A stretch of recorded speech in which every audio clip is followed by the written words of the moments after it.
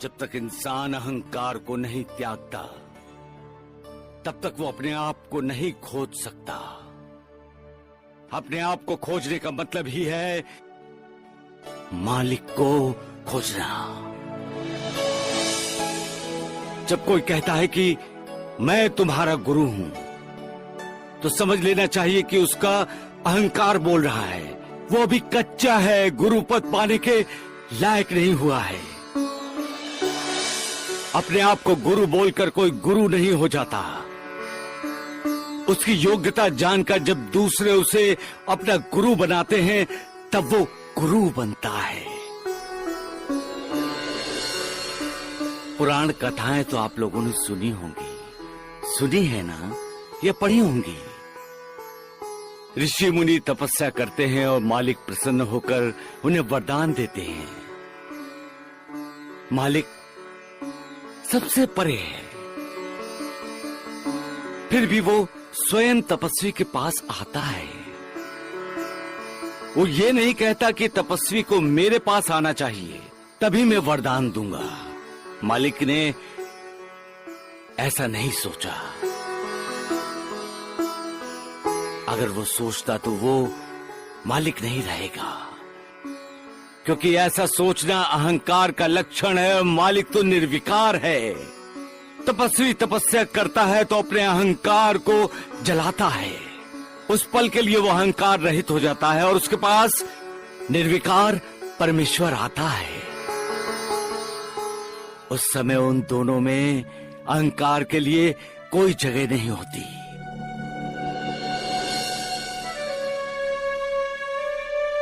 कहना यही है कि अहंकार निर्विकार को प्रसन्न नहीं कर सकता। एक तपस्वी ने बड़ी तपस्या की, तेजस्वी हो गया और खुद मालिक के परम धाम पहुंच गया और दरवाजे पर दस्तक दी। अंदर से आवाज आई, कौन? तपस्वी ने जवाब दिया, मैं। दरवाजा नहीं खुला। तपस्वी निराश होकर लौटा। क्यों? क्योंकि उसने जवाब दिया, मैं मतलब अहंकार। मैं अहंकार का सूचक है। इस मैं को जो भूल जाता है वो अपने जीवन में सर्वोच्च स्थान पा लेता है। सबका मालिक एक। तूफान और इंसान का गहरा रिश्ता है।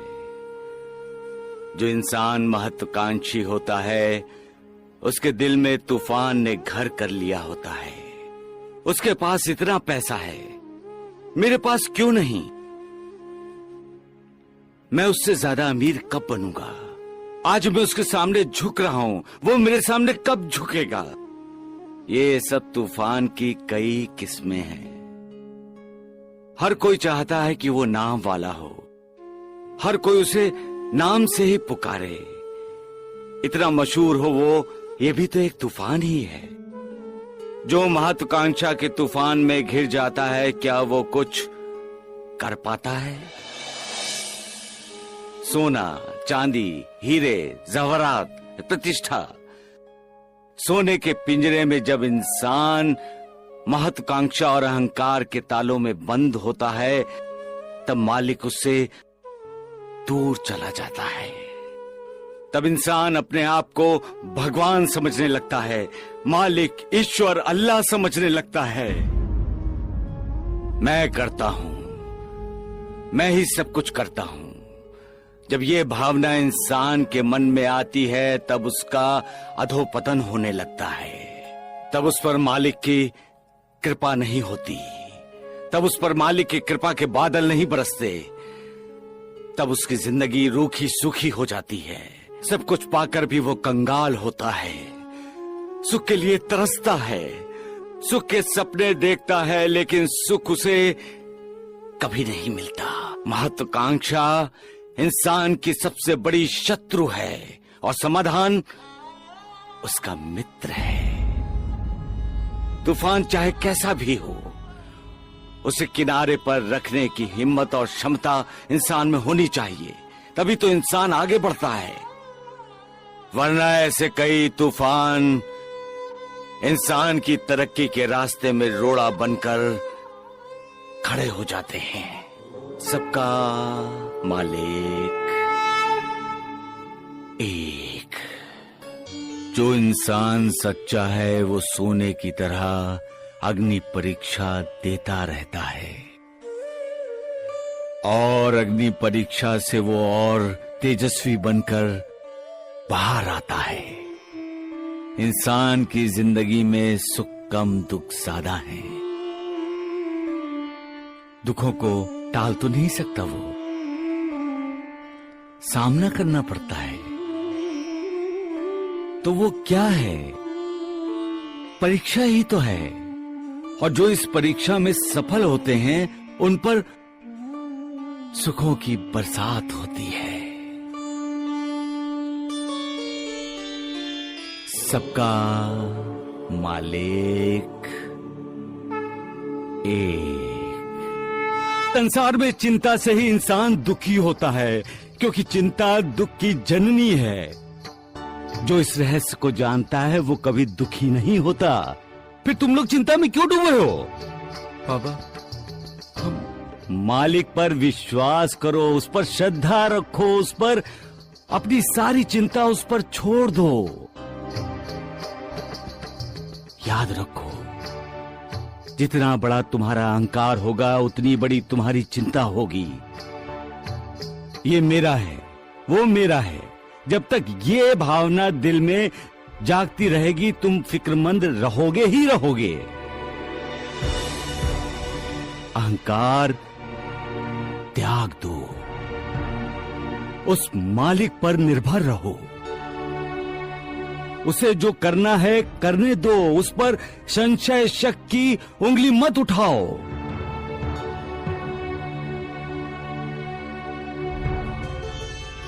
अपने शरीर को ही उसका मंदिर बनाओ। भूल जाओ अपने आप को, फिर चिंता तुम्हें तंग नहीं करेगी। एक समय की बात है, एक साधु गांव के कुछ लोगों के साथ नदी पार करने के लिए नाव में बैठा था। यकायक तूफान आया, नाव डोलने लगी। सब डर गए, चीखना चिल्लाना शुरू हो गया। लेकिन साधु शांत था। वो मुस्कुराता हुआ उस तूफान का मजा ले रहा था। सब लोग उसे देखकर हैरान थे। एक ने तो पूछ ही लिया, यहां जिंदगी खतरे में है और आप हंस रहे हैं? साधु बोला, अगर हम रोएं तो क्या जिंदगी बच जाएगी? सभी चुप हो गए। एक बोला, कमाल करते हैं आप, हम डूबने वाले हैं। साधु ने कहा, अगर ईश्वर यही चाहता है तो ही हम डूबेंगे, वरना नहीं, क्योंकि इस दुनिया में उसने हमें भेजा है। हम अपनी मर्जी से नहीं आए हैं, अब जाएंगे तो उसी की मर्जी से। सभी चुप हो गए। तब साधु ने कहा, कर्ता, करने वाला वही है, फिर हम चिंता क्यों करें? उस पर विश्वास करो, वो कभी किसी का बुरा नहीं करता, और वो जो करता है उसके पीछे भी सबका भला छिपा होता है।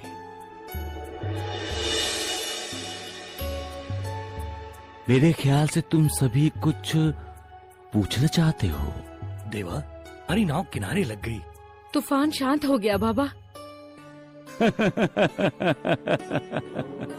सबका मालिक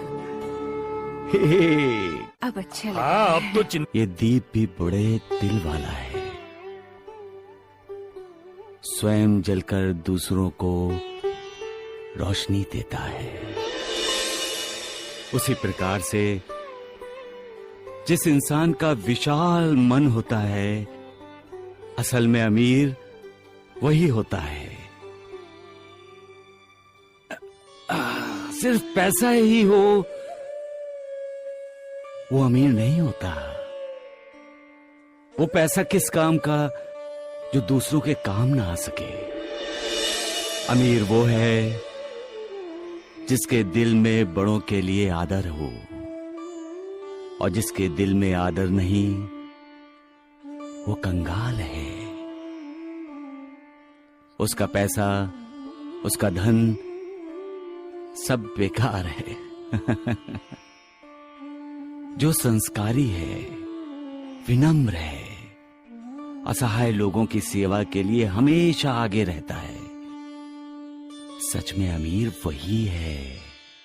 और जिनमें ये तीनों गुण ना हो वो अहंकारी कहलाता है। और जहां अहंकार है, दरिद्रता वही है।